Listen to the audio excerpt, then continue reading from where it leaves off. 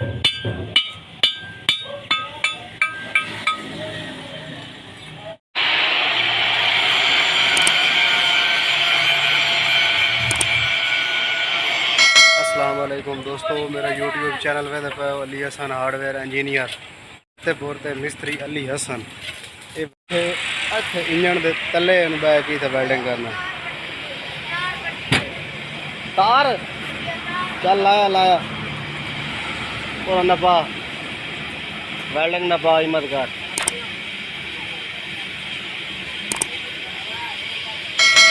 शाबाश उता हाँ इतने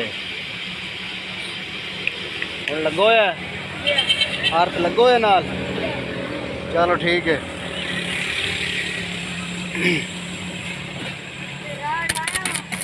नहीं राड मेरे को लेन पा वेखो जी, ये वेल्डिंग करेंगे पा ऐनक चाह दे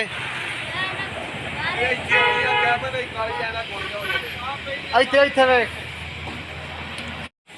दोस्तों ए काबले वेल्डिंग करेंगे पा वेख लो ये बिच त्रुटे हुए हैं कढ़िया पाए वेल्डिंग करके ए चीज़ हारवेस्टर का इंजन है भी बोल्ट त्रुटे हुए वो कढ़िया पाए देख लो वेल्डिंग करके इन्होंने खोल रहे हैं। बड़ी औखी जहाते खलोते हैं।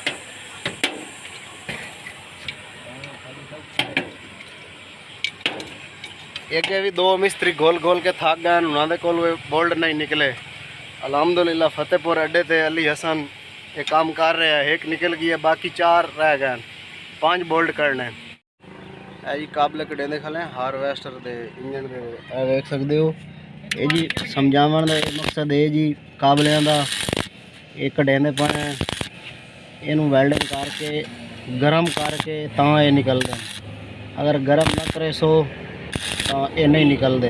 ये पूरे इंच अग्गा टूटे हुए हैं, बड़े मुश्किल जहाँ कटे फुल गर्म करके उस तो बाद जरा ना इन्होंने खुलेंदे पाए गर्म लाजमी किते करो काट लेने। वो लीड लैके जा रहे हैं, वो देख लो काबले तो भी खा देने।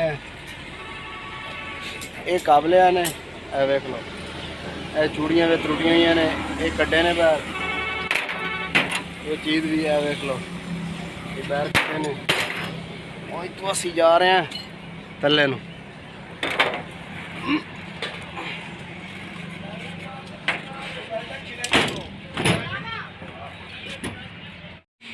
वीडियो लाइक किया करो, साढ़े चैनल सब्सक्राइब किया। ठीक है जी गाइस, नेक्स्ट वीडियो से मिलेंगे, तब तक के लिए अल्लाह हाफिज़।